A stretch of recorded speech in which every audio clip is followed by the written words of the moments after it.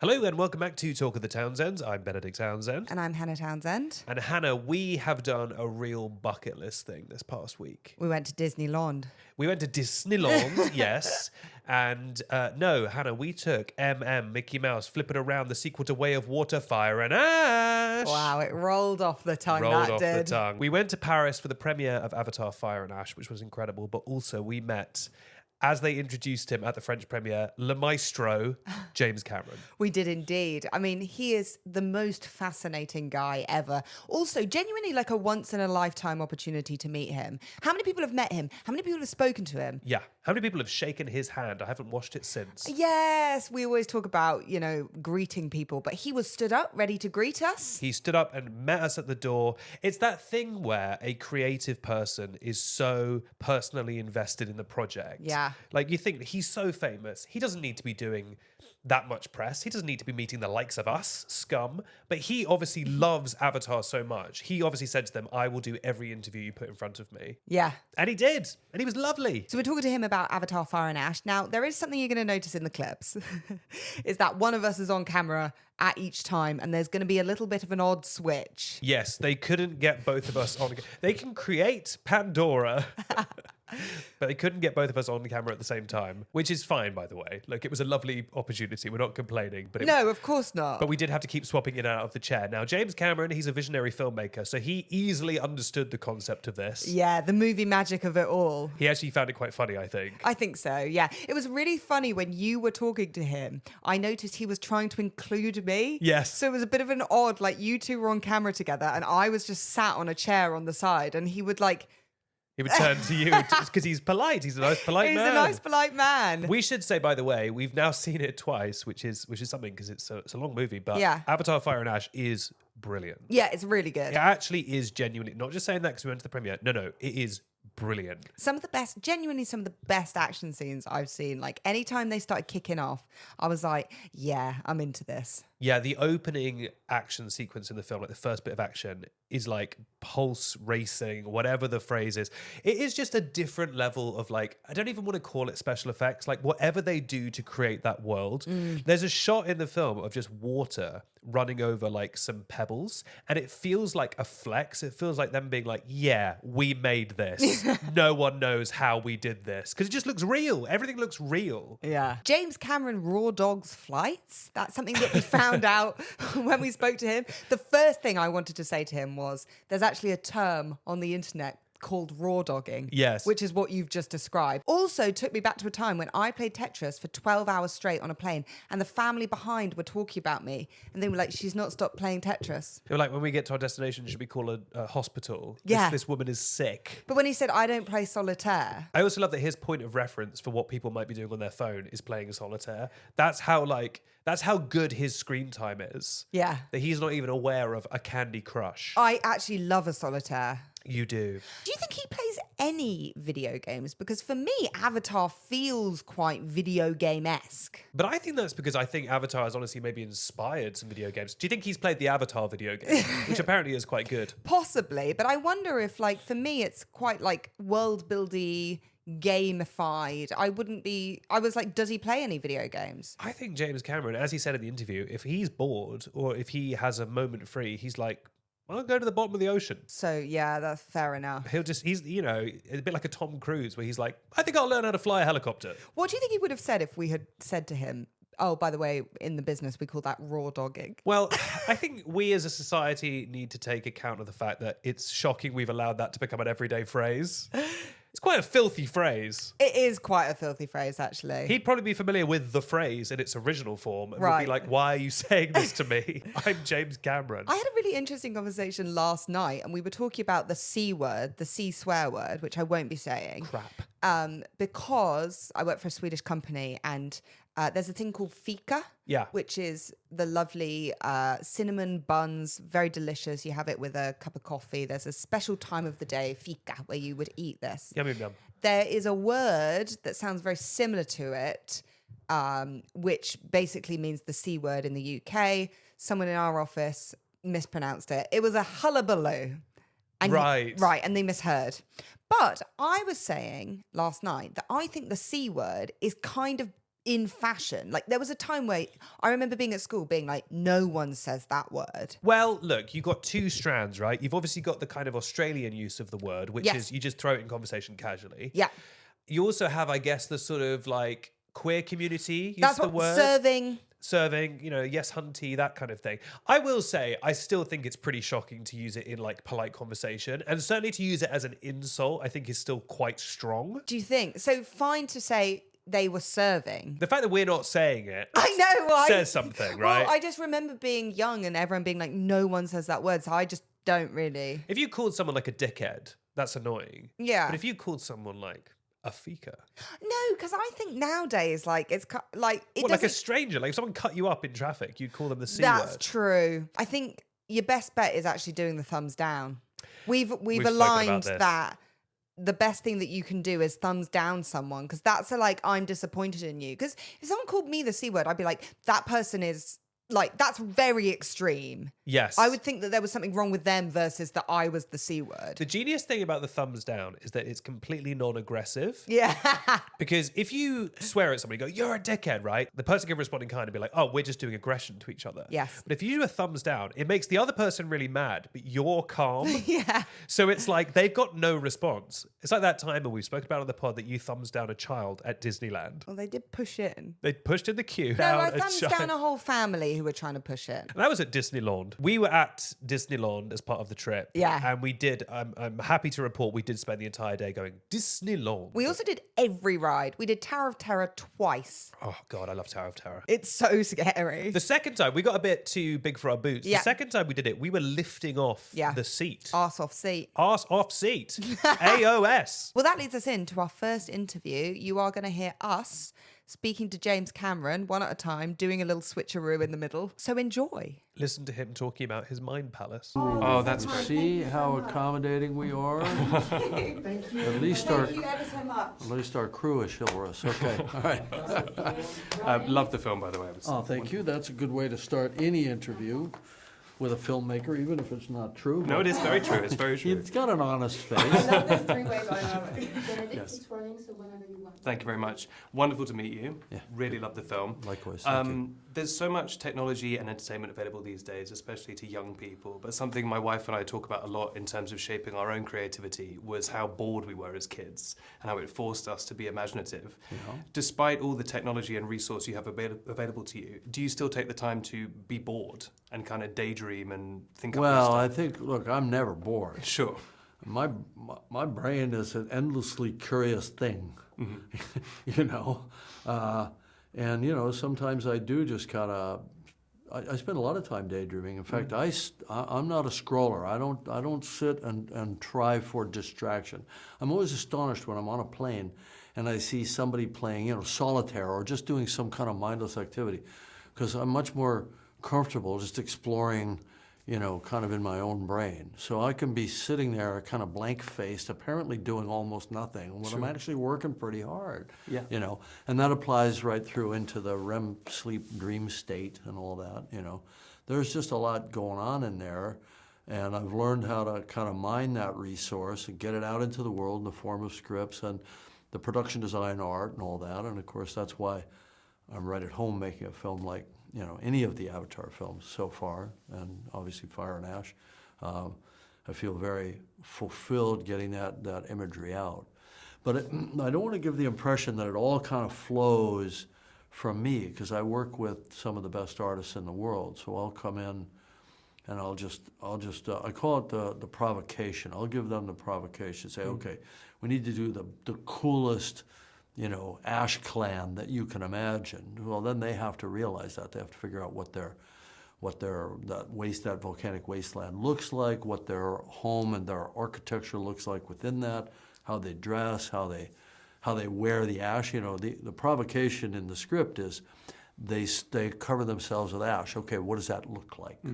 You know, and then we go to tribal reference and all that. But anyway, the gist of it is that, you know, it all comes into focus through the work of a big team of artists. And then it comes into further focus, sharp focus, working with the VFX people to actually create those models, create those character models, and all of the physicality of that world, and then try to make it look photoreal, which is, that's the steep part of the curve. And it is absolutely a logarithmic curve, right? The farther you move to the right on that curve as you approach photoreality, the steeper the difficulty. And that's why these films are as expensive as they are. The early part of the curve, while I'm working with the actors, is relatively inexpensive. And so we kind of relax our time constraints, and we spend a lot of time in rehearsal and just exploring, trying different things, you know, across these two movies, so Way of Water and Fire and Ash. We did that all as one big conjoined capture period of 18 months, you know. So frankly, the thing that drives me nuts the most is when I still read in articles, Sigourney voiced Kiri.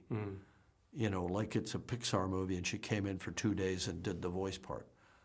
Sigourney worked for 18 months doing every moment of Kiri's behavior and everything that she goes through, physically, every breath, every bit of diving underwater, you know. And that's true of all the actors. I'm just singling her out because that seems to, I think people have a cognitive dissonance around the idea that Sigourney at 70-something, young, fresh, youthful 70-year-old, could play a 15-year-old. So they think of it as a voice. It's not a voice. She did it all. Yes. Except for obviously some stunts that, you know, we didn't want to throw Sigourney down the stairs.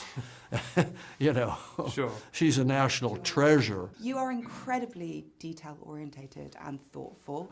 Was there one detail in this film that you really laboured over that you think people might miss? I don't know if they'd miss it. I think it's pretty in your face, but we did spend a lot of detailed effort around the character of Varong because she was the new, right? So Jake and Neytiri, you know, we gave Jake a little bit of a dad body tum, you know, and Neytiri's had some children, you know, so they change a bit, but they're still elementally the same character and the same actors, obviously. So that wasn't as challenging. So we spent quite a fair bit of time on the design of Varong and her makeup and her eyes and how that all worked, you know, to honor what Una Chaplin created, because her performance is astonishing. So we had to measure up to that performance. Because we think of it like makeup and costume, right?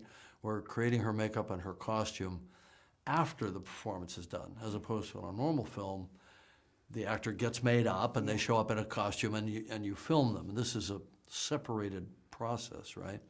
So, you know, but there's a lot of detail. I mean, we do every bug, we do every blade of grass, we do every pond ripple. Yeah. You know, so when you're seeing water in the swamp, how does that duckweed float in the swamp, and how does the place where the moon is reflecting on the water, but then it hits that floating, you know, seaweed, and it looks, I mean, it's about observation. Yeah. You observe the real world and then you translate it into the CG world. And we try to, I don't think we 100% reproduce reality, but we create a pretty damn convincing pseudo-reality. Yeah. Right?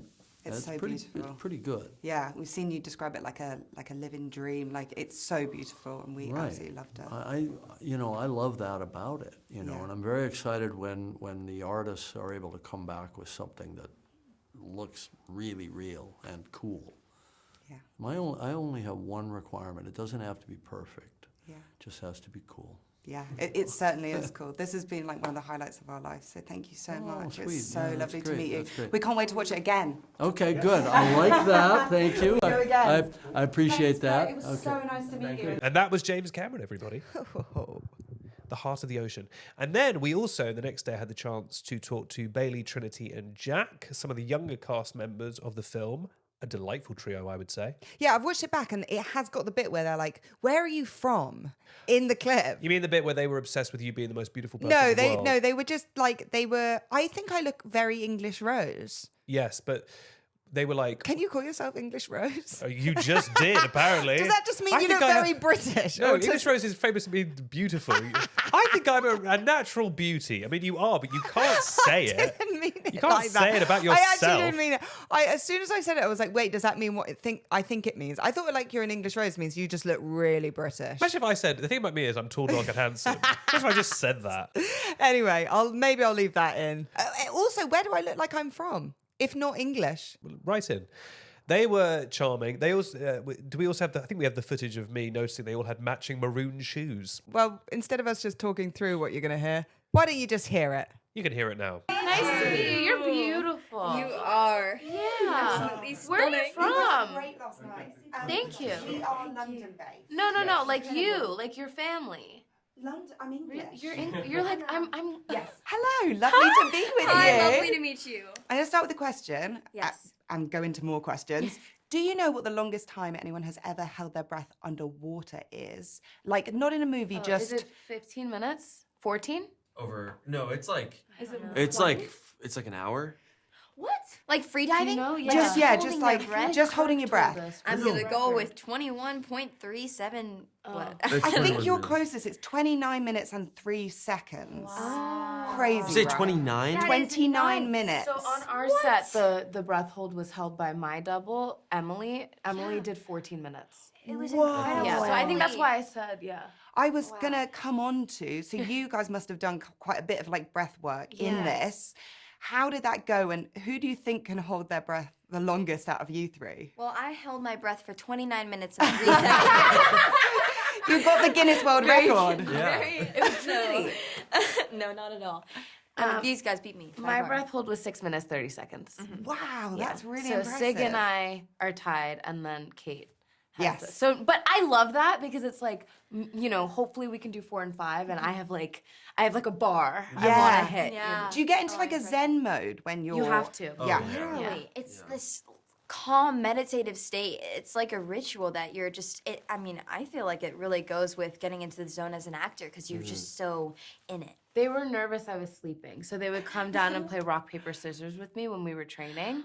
Because I would, do it for minutes, and I was 13, so they were like, "Let's make sure she's safe." Yeah, that's quite impressive. I guess you're like preparing your lungs. I don't know. Yes. I don't know how it Yes, works. that's but do you think it's it's like better? training for anything. Yeah. My favorite thing is when Sig says it's turning off your mammal instincts. Yeah. Yeah. Wow. What to kind of shut down and? Yeah, just like to be like, it's fine, I'm safe, like relax. Hi gang, I've always been here. How are you doing? Hello. I love that you coordinated your shoes, by the way. This That's was not really a cool. purpose. Crazy coincidence. The will of Awa. It was an accidental burgundy. Yes, indeed. So you started filming this in 2017, finished in 2020. It's now been 5 years. What was it like seeing it for the first time? Was it like seeing it like an audience member with like Yes. fresh eyes? Yes, I forgot what happened. I feel like for me, I wrapped in 2020, so it was like a little later than these guys, but I think, I don't know, there's still, like, I was reminded of so many things. There's like a shot, and I won't give it fully away, but I'm like yelling back at the ash. I'm like, that's all you got, blah, blah, blah. And then I immediately catch a face full of vines, and then I keep going, but it's so, like, as soon as I saw that, I remember filming that day, and Jim, like, laughed so hard he almost fell over because I'm like talking all this shit running, and then I just got a face full of vines, and then he used that shot in the movie, so I'm like, but no, yeah. Watching the film was like going down memory lane a bit for me. I felt the sensory overload and deja vu and flashbacks, but also just sat back and watched it as the Avatar fan I am. I was like so in love. Yeah. Like honestly, it was so fun to watch it as a fan because the Avatar, I've only seen the Avatar films as part of the cast. Like the first time I watched it was in the audition process. So it was Sure. always as an actor watching it, doing research. And this time, because I forgot so much of the script, I forgot some of the scenes I was in. I was like, For real. so because it's been eight years Yeah. or 6 years since we ended filming, and I'm a huge fan of action movies. Like I will watch every Fast and Furious film. I don't even know what the plot is anymore, but I'm like, if something is flying, if there's action, if there's like an explosion, I'm in love. And this is the most action-packed Avatar yet. I love that. And what you were saying about the scripts, I just think you would find it interesting how we didn't really have a lot of sit-down time with the script, and you don't even really know what you're going to film that day until, you get the daily sides and your trailer in the morning. Wow. And so I feel like in that way my memory was a bit patchy, and like I would forget the things that my character wasn't a part of. So that was just so cool, seeing the timeline pieced together after not filming in chronological order. Yes. Plus, of course, you can't see any of Right? the stuff, right? Yes. How does James Cameron sort of just say to you, like, trust me? Does he show you pictures? He's like, trust me, there's like a beast here. and you've got to just kind of roll with it. Well, he has like a whole room. There's like I think 3 stories on like the studio, and one room is dedicated. One floor is dedicated to the entire like photos of what do you call it? Concept art, I guess. It's like concept art, Right, yeah. right. And he would All show the us. He'd art, bring it really. down to like the volume and like talk to us for like an hour maybe Wow. about the scene, and yeah, it was pretty cool. He also had his director's monitor. He could walk around the set and show us what this visual world was shaping up to be. Really cool. Anyway, lovely to meet you all. Oh, yeah, good Love to the meet you film guys. so much. Yes, have a great That's day. it. Oh my gosh. It really made me laugh when she said, I held my breath for exactly 29 minutes. Very funny. Very witty. Also, fun fact, James Cameron said to the kids in their contracts when they signed on to the film, because they signed on when they were like 10, he said, you're not required to do any press. You can do press if you want, but you don't have to. So that's quite nice. So they all did it, I guess, because it's fun. for Yeah. them. But it's nice that he thought ahead of like, I don't want to make these kids do junkets for years if they don't want to. Yeah, 100%. How lovely to have the option to not do it, because I mean, it's a long day doing press, and It not is. everyone, wants to do that, especially as a child. Yeah. I guess if anything, maybe they're in the best position. They got the energy. Yeah. They're still excited about the biz, They're not jaded like us. So that brings us to the end of this Avatar special. We've enjoyed the fire. We've celebrated the ash. Thank you so much for listening.